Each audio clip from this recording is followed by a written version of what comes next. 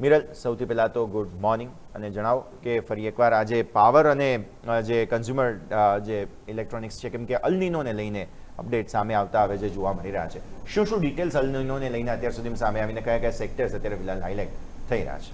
જી જરૂરથી હશે. અત્યારે જોવા જાય તો અલ્નિનોની અસરના કારણે તમે નજર કરશો તો છે ને વરસાદ જે છે એ સામાન્ય કરતાં પણ ઓછો રહી શકે છે. એના કારણે અથવા તો પછી ટુકડે ટુકડે વરસાદ આપણને જોવા મળી શકે છે.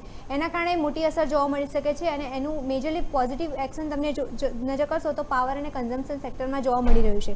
મેજરલી જોવા જાય તો ઘણા વિસ્તારોમાં ટુકડે ટુકડે વરસાદ જોવા મળી શકે છે. સાથે જોવા જાય તો ઘણા ભારે વરસાદના કારણે ઘણા શહેરોમાં અસર એની જોવા મળી શકે છે. સાથે ખેતી અને જળાશયો જે છે એની પર પણ નકારાત્મક અસર જોવા મળી શકે છે. તો આ બધા રીઝનના કારણે તમે નજર કરશો તો પોઝિટિવ ઇમ્પેક્ટ મેજરલી જોવા જાય તો પાવર અને કન્ઝ્યુમર ડ્યુરેબલ સેગમેન્ટ જે છે એમાં જોવા મળી શકે છે. એમાં મેજરલી જોવા જાય તો પાવર સેગમેન્ટમાં એર કન્ડિશનર જે છે અને કુલરનો ઉપયોગ જે છે ડે બાય ડે વધતો જશે.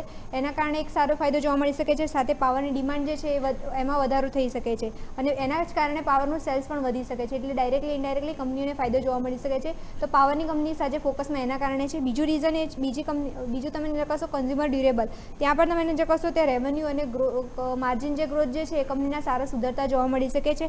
એના કારણે છે વોલ્ટાસ છે, બ્લુ સ્ટાર છે, હેવલ્સ ઇન્ડિયા છે, બધી કંપનીઝમાં તમે નજર કરશો ત્યાં પણ પોઝિટિવ ઇમ્પેક્ટ જોવા મળી શકે છે. તો મેજરલી બે સેગમેન્ટમાં સારી એવી ઇમ્પેક્ટ જોવા મળી શકે છે અને આની નેગેટિવ અસર પણ ઘણા સેક્ટર ઉપર પડી શકે છે. નેગેટિવ અસર જોવા જાય તો એગ્રી મશીનરી જે છે એ સેગમેન્ટમાં પડી શકે છે. સાથે એફએમસીજીમાં પડી શકે છે અને ટુ વ્હીલર સેગમેન્ટ જે છે એમાં જોવા મળી શકે છે. તો મેજરલી આપણે જાણીએ એગ્રી મશીનરી જે છે એમાં કેવી રીતે ઇમ્પેક્ટ થઈ શકે છે. ઓછા વરસાદના કારણે ખેડૂતો જે છે એની આવક જે છે એમાં ઘટાડો જોવા મળી શકે છે. સાથે ટ્રેક્ટરનું જે વેચાણ છે એ પણ ઘટતું જોવા મળી શકે છે. એક રીઝન છે અને ગ્રામ્ય ડિમાન્ડ જે છે એ પણ નબળી જોવા મળી શકે છે. તો આ બધા રીઝનના કારણે એગ્રી મશીન જે છે એમને ઇમ્પેક્ટ થઈ શકે છે એ સેગમેન્ટમાં. પછી એમાં મેજરલી જોવા જાય તો મહિન્દ્રા છે, એસ્પ્રોટ કુબટા છે, એ બધી કંપની જે છે એને અસર જોવા મળી શકે છે. ત્યાં થોડી નેગેટિવ અસર જોવા મળી શકે છે આ રીઝનના કારણે. પછી એફએમસીજીમાં કેવી રીતે અસર જોવા મળી શકે છે તો એફએમસીજીમાં તમે નજર કરશો તો કન્ઝમ્પશન છે એ ઘટતું જોવા મળી શકે છે. કન્ઝમ્પશન ઘટવાથી કંપનીની જે આવક જે છે એમાં ઘટાડો જોવા મળી શકે છે. એટલે એના રીઝનને કારણે તમે નજર કરશો તો રૂરલ વોલ્યુમ ગ્રોથ જે છે એમાં પણ થોડો ઘટાડો જોવા મળી શકે. તો આ બધા રીઝનના કારણે એફએમસીજી સેગમેન્ટમાં અસર જોવા મળી શકે છે. એચયુએલ છે, ડાબર છે, એ બધા સ્ટોક જે છે એ ફોકસમાં રાખવાના રહેશે આ સેગમેન્ટમાં. પછી વાત કરીએ ટુ વ્હીલર સેગમેન્ટમાં તમે નજર કરશો ત્યાં પણ ઘણી બધી કંપનીઝ ફોકસમાં રાખવાની રહેશે, કેમ કે ગ્રામ્ય બજાર જે છે એનું વેચાણ ત્યાં ઘટતું જોવા મળી શકે છે. સાથે ખેડૂતો અને ગ્રાહકો જે છે એમાં પણ તમે નજર કરશો ત્યાં એમની ડિમાન્ડ જે છે એ ઘટતી જોવા મળી શકે છે. એન્ટ્રી લેવલના જે મોટરસાયકલ છે એને પણ અસર જોવા મળી શકે છે. તો મેજરલી તમે નજર કરશો તો હીરો મોટોકોર્પ છે, બજાજ ઓટો છે, પછી ટીવીએસ મોટર છે, આ બધી કંપનીઝના તમે નજર કરશો તો થોડી નેગેટિવ અસર જોવા મળી શકે છે. તો મેજરલી જોવા જાઓ તો અલ્નિનોની અસરના કારણે બે સેક્ટર જે છે પોઝિટિવ જોવા મળી શકે છે, પાવર અને કન્ઝ્યુમર ડ્યુરેબલ અને બીજું નેગેટિવ અસર તમે નજર કરશો તો એગ્રી મશીનરીઝ છે, એફએમસીજી છે અને ટુ વ્હીલર સેગમેન્ટ જે છે ત્યાં થોડી નેગેટિવ અસર જોવા મળે છે. તો આપણે એક્સપર્ટ પણ આપણી સાથે છે, તો રવિ સરને આપણે સ્ક્રીન ઉપર લાવીશું. સર, તમને આ ડાયરેક્ટ ક્વેશ્ચન પૂછવા માંગીશ કે અત્યારે જોવા જાઓ તો આ રિપોર્ટ તમારા દ્વારા જ આપવામાં આવેલો છે અને ઘણા બધા સ્ટોક પિક પણ આપેલા છે તમે આમાં, તો આમાંથી તમારા માટે કયો પ્રિફર પિક તરીકે તમે આપવા માંગશો આપણા દર્શકોને? ઝડપથી આઈ થિંક કે જે રીતે અલ્નિનોનું ફેક્ટર છે થોડું એક આપણા માટે આગળ જતા બેઝિકલી અત્યારે જે થોડું સેન્ટિમેન્ટ સારું બન્યું છે એટલે કદાચ અત્યારે અસર આપણને એટલી ખાસ ના દેખાય, બટ ઓવરઓલ જ્યારે આ ટોપ છે માર્કેટ થોડું સારું ચાલી રહ્યું છે અને આપણે જો પ્રોફિટ બુકિંગનો નિર્ણય લેવો હોય તો મારા હિસાબે સારું એવું 3 સેક્ટર જે તમે જણાવ્યા એગ્રી મશીનરીઝ, ઓટો અને એફએમસીજી ત્યાં પ્રોફિટ બુકિંગ કરવાનું સારું ટાઈમ છે. અને આઈ થિંક એફએમસીજી તો થોડું આમ પણ ફસાયેલું સેક્ટર છે, ત્યાં પહેલા નીકળવું જોઈએ.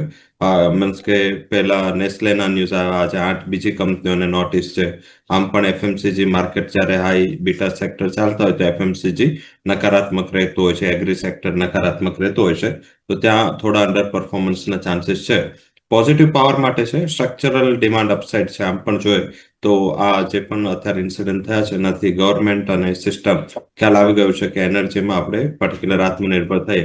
હાલાકી આપણી પાસે એટલા એક્સપ્લોરેશન સોર્સિસ ક્રૂડ અને ગેસના નથી, તો આપણે રિન્યુએબલ ઉપર વધારે ફોકસ કરવું પડશે. તો આઈ થિંક એ પણ એક પોલિસી માટે સારું છે. અને જો તડકો વધારે પડે છે તો રિન્યુએબલ સોલાર વાળી કંપનીઓને વધારે સારું છે, કારણ કે જો વરસાદ ખેંચાયો છે અને ઓછો વરસાદ પડે તો સૌથી મોટું રિન્યુએબલ એનર્જી માટે નેગેટિવ ફેક્ટર હોય છે, જે પર્ટિક્યુલર સોલાર ઉપર. તો વધારે ફોકસ ત્યાં કરવું જોઈએ. એમાં જેએસડબલ્યુ એનર્જી મારા હિસાબે ટોપિક હોઈ શકે છે.